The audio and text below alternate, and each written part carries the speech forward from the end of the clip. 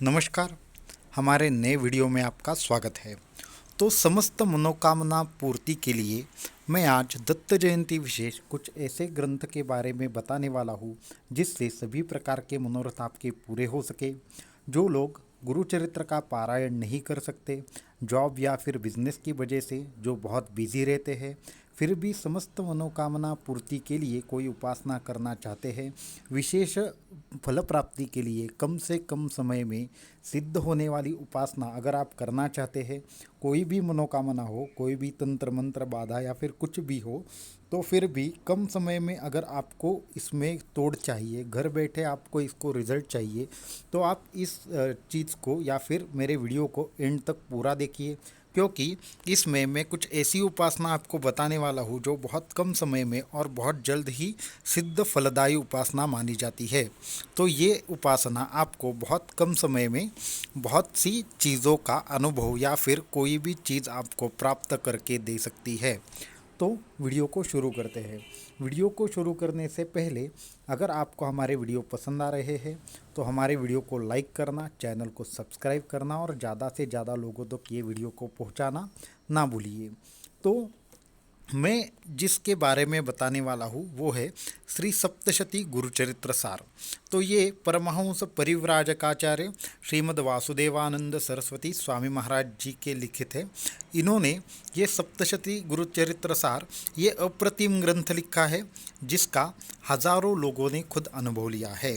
तो इसी का एक अनुभव और एंड में इसका किस तरह से पाठ करना है, क्या पाठ करना है, इस ग्रंथ में क्या लिखा है, ये सारी की सारी बातें हम समझने वाले हैं। तो वीडियो को शुरू करते हैं। तो फिर हुआ ऐसे कि हम गुजरात में एक जगह पे गए थे। वहाँ पे कुछ लोग दत्तपंथीय थे। वो साधना मार्ग से जुड़ना चाहते थे।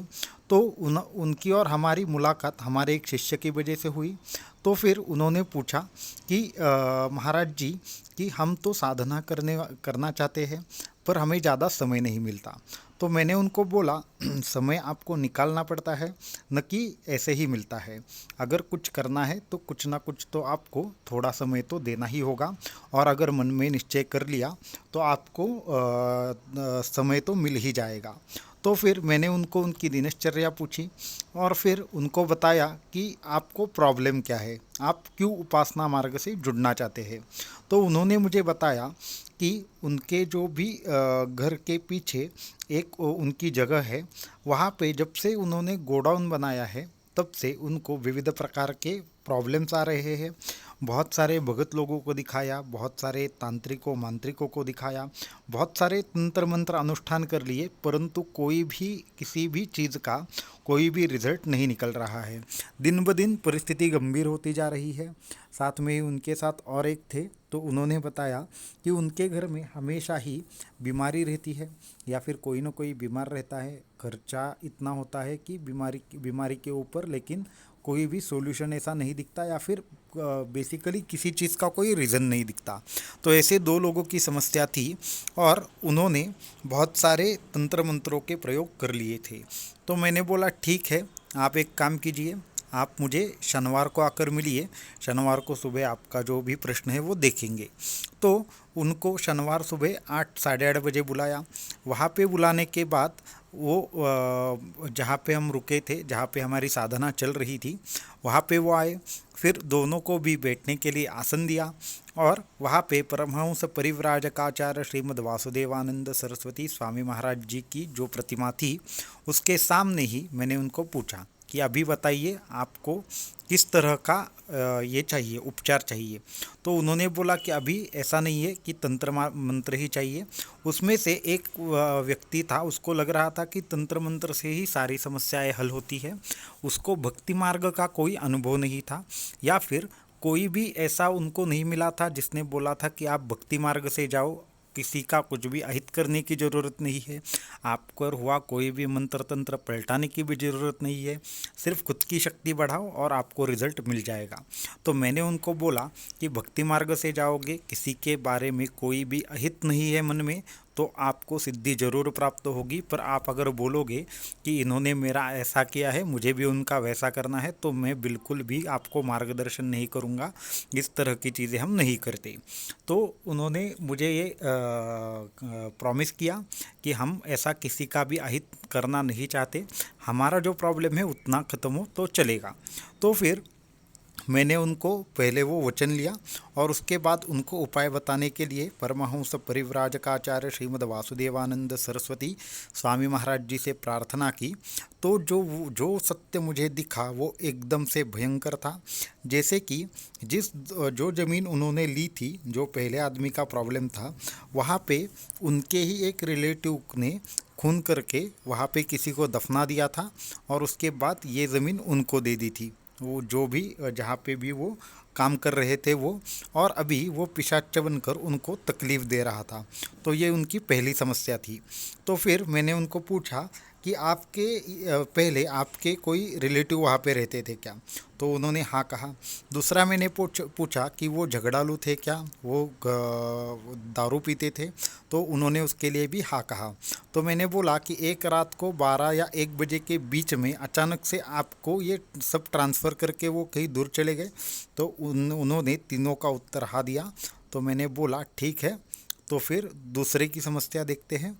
तो फिर मैंने दूसरे को पूछा कि तुम्हारे घर के पीछे क्या कोई ऐसा वृक्ष है जो बड़ा है और उस वृक्ष के नीचे कोई छोटा सा मंदिर बना है?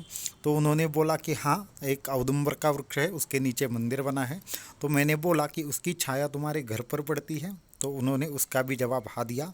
तो मैंने बोला कि वहाँ पे साक्षात भगवान दत्तात्रेय का निवास है, आप उस स्थान में कुछ पूजा अर्चना करने की व्यवस्था करो, आपके घर की सारी मुश्किलें हल हो जाएगी। तो उस तरह से उनको मैंने बोला।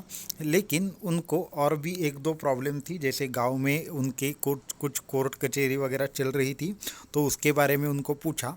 तो फिर मैंने दोनों के लिए प्रार्थना करके परमहंस परिव्राजकाचार्य श्रीमद् वासुदेवानंद सरस्वती स्वामी महाराज जी को प्रार्थना की, इनको क्या मार्ग दिखाना है वो मुझे बताइए। तो उसके बाद मैंने उनको एक अनुष्ठान करने के लिए बोला, तकरीबन एक 7 दिन का अनुष्ठान करने के लिए बोला और दूसरे को 14 दिन का अनुष्ठान करने के लिए बोला। और उसके बाद क्या रिज़ल्ट आता है वो मुझे आप बताइए, ऐसा बोला। और अनुष्ठान करते वक्त उनको आसन कैसा होना चाहिए, सिद्धा आसन क्या है, क्यों चाहिए, ऐसी सब चीज़ें उनको बताई। और बोला कि ठीक है, आप 7 दिन के बाद मिलो, और दूसरे को बोला 14 दिन के बाद मिलो। तो जो पहला आदमी था जिसको वो पिशाच का प्रश्न था, उसके बारे में मैं बाद में बताऊंगा। सबसे पहले जिसको मैंने बोला था कि घर के बाहर जो भी वृक्ष है उसकी पूजा अर्चना करने के लिए, तो जैसे ही उसने पूजा अर्चना शुरू कर दी, उसकी एक एक प्रॉब्लम सॉल्व होना शुरू हो गया। और साथ में ही एंड में ही उसके 7 दिन के अंदर घर में जो भी 2 बीमार व्यक्ति थे वो उठकर खड़े हो गए और अच्छे से चल फिरने लगे, और एकदम से बढ़िया उनका जो भी प्रॉब्लम था वो पूरा का पूरा सॉल्व हो गया। उसके बाद 7 दिन तक उसने जब हमारा बताया हुआ अनुष्ठान पूरा कर लिया, तो तब जाकर उनको 2-3 दस्तावेज ऐसे मिले कि जिसकी वजह से उनका जो कोर्ट कचहरी का प्रॉब्लम था वो वकील ने बोला कि ये हो जाएगा हल। तो फिर वो 7 दिन के बाद मुझे मिलने के लिए आए और उन्होंने हकीकत बता दी। तो मैंने बोला ठीक है, जब तक आपकी केस ख़त्म नहीं होती तब तक और 21 दिनों तक ये अनुष्ठान आप जारी रखें, और फिर आपको वहाँ पे अगर आपने सब चीज़ें ठीक की है तो आपको ये सारी चीज़ें मिलने के लिए परेशानी नहीं होगी। और आगे जाके 2 महीने के बाद उनकी तरफ से ही सारी चीज़ें निकल आई और उनको जो उनका हक था वो मिल गया। तो उसके बाद जो दूसरा था उसने लगातार 14 दिन तक जो बोला था वो अनुष्ठान कर दिया। और 14 दिन के बाद जो भी उसने दृश्य देखा इतना भयंकर था कि जैसे ही वो लास्ट दिन को लास्ट के हाफ आवर में जो अनुष्ठान करने के लिए बैठ गया, उसके सामने एक काली आकृति आँखों से दिखने लगी, प्रत्यक्ष दिखने लगी और उसको डराने लगी। तो तब वहाँ पे मैंने उसको एक भस्म दिया था। वो भस्म का उसने क्या किया, वो भस्म अपने आजू बाजू में डाला हुआ था और उसके बाद उसने फिर वो भस्म लेकर उससे फूंक मारी। जैसे ही फूंक मारी उसके जो भी आकृति दिख रही थी वो दिखना बंद हो गई। उसके बाद उसका जो भी आधा घंटा वाला अनुष्ठान बचा था वो भी पूरा हो गया। उसके बाद उसको बहुत डर लगने लगा, इसलिए वो चलकर हमारे पास आया।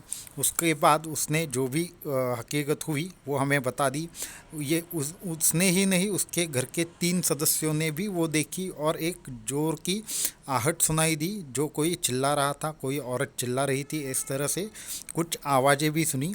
तो फिर मैंने उनको एक रक्षा मंत्र दिया। उस रक्षा मंत्र को बोलते हुए 3 दिन तक आपको इस मंत्र का जाप किस तरह से करना है वो बोला, और उसके बाद औदुंबर के वृक्ष की 108 प्रदक्षिणा उनको बोली।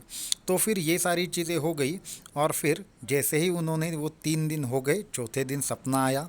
सपने में वो आकृति वापस आ गई, लेकिन तब खुद भगवान दत्तात्रेय वहाँ पे आ गए और उस आकृति को भगा दिया और उसको आशीर्वाद दे दिया और उसके सभी के सभी प्रॉब्लम अगले 1 महीने के अंदर ख़त्म हो गए।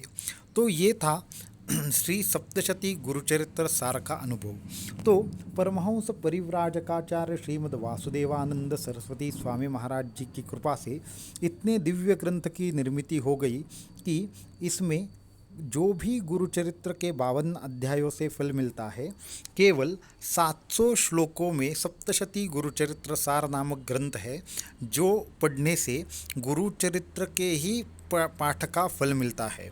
2 से 3 घंटे के अंदर इसका पूरा का पूरा पारायण कर सकते हो। वैसे ही आप 7 दिन तक लगातार 7 पारायण आपके पूरे हो सकते हैं। और गुरु चरित्र के ही इतना प्रभावी ग्रंथ है, स्त्री पुरुष कोई भी पढ़ सकता है। इसके साथ में ही इसके अनुष्ठान के कड़े नियम भी नहीं है और 2 से 3 घंटे के अंदर ये ख़त्म हो सकता है। तो दत्त जयंती तक संकल्प से आप इसको पढ़ सकते हो। ये बहुत ही दिव्य अनुष्ठान है। जिनको भी गुरु चरित्र पूरा पाठ करना मुश्किल है या फिर नामुमकिन है, तो उन्होंने ज़रूर इसके पाठ का लाभ लेना चाहिए, क्योंकि गुरुचरित्र ये बहुत बड़ा ग्रंथ है, लेकिन ये ग्रंथ है बहुत छोटा ग्रंथ है, परंतु बहुत ही असरदार है। और वैसे भी इसके अगर सबसे पहला जो श्लोक है उसकी अगर हम रचना देखें तो उससे बहुत अच्छी तरह से कुछ मंत्रों का आपसे अनुष्ठान हो जाएगा। इस तरह से इसकी रचना है। मैंने तो 21 पाठ इसके करने वाले लोग देखे हैं, खुद सजेस्ट किया है कि आप 21 दिन के पाठ कर कर देखो। तो ऐसे भी लोग हैं जो रोज 7 पाठ करते हैं और 21 दिन का अनुष्ठान करते हैं। इस तरह के भी लोग मैंने देखे हैं। तो जिस तरह से आपकी कामना है, उपासना है, सिर्फ भक्ति भाव से आपको पाठ करना है, न कोई नियम है न कुछ है, सिर्फ एक ही चीज़ है, आपका आसन अच्छा होना चाहिए, आपको बैठने में कंफर्टेबल होना चाहिए और उसके साथ में ही मन में श्रद्धा चाहिए। तो भगवान दत्तात्रेय का ऐसा है, स्मर्तृगामी स्वभक्तानाम। तो स्मर्तृगामी का अर्थ क्या है? सिर्फ स्मरण से वहाँ पे प्रकट होने वाला। तो स्मर्तृगामी स्वभक्तानाम उद्धरता भव संकटात्। तो ये भगवान दत्तात्रेय स्मर्तृगामी है, सिर्फ स्मरण से ही संतुष्ट होते हैं, स्मरण से ही वहाँ पे उपस्थित हो जाते हैं और अपने भक्तों को सारे संकटों से बचाते हैं। तो इस तरह से भगवान दत्तात्रेय की उपासना करने की दिव्य ये दत्त जयंती है। उस अवसर पर आप उपासना कीजिए और आपके सारे मनोरथ पूरे कर लीजिए। किसी भी प्रकार के दिव्य मनोरथ पूर्ण करने वाला ये ग्रंथ है। ये आपको कहीं पे भी मिल जाएगा और आप इसका इजीली अनुष्ठान कर सकते हो। ये हमारी खुद की पोथी है, श्रीमद् परमहंस परिव्राजकाचार्य श्रीमद् वासुदेवानंद सरस्वती कृत श्री सप्तशती गुरुचरित्र सार। तो ये बहुत ही अच्छा ग्रंथ है, इसका अनुभव मैंने खुद लिया है। जिन भी लोगों को ये अनुष्ठान करना है वो ज़रूर करें। खास करके हमारी जो बहनें हैं जो घर में होती है और घर के काम संभाल कर भी उपासना करना चाहती है, उन्होंने तो इसका ज़रूर लाभ उठाना चाहिए। जो गुरुचरित्र का पाठ नहीं कर सकते उन्होंने भी इसका लाभ लेना चाहिए। तो आज के वीडियो में इतना ही। आगे दत्त जयंती तक आपको बहुत सारे प्रकार के वीडियोस हमारे चैनल पर मिलेंगे, जिससे आप भगवान दत्तात्रेय की उपासना करने के लिए और उनके नज़दीक जाकर कृपा पात्र बनने के लिए ज़रूर आपको इसकी सहायता होगी। तो जिनको जिनको भी ये अनुष्ठान करना है वो ज़रूर कीजिए। इसके बारे में कोई भी मार्गदर्शन लगे तो upaytantra7@gmail.com पर हमें संपर्क करें। और दत्त जयंती के अवसर तक अगर आपको कभी भी आसन की आवश्यकता पड़े तो आप हमसे मंगवा सकते हैं। उसके लिए भी upaytantra7@gmail.com पर हमें ईमेल करें। आज के वीडियो में इतना ही। अवधूत चिंतन श्री गुरुदेव दत्त।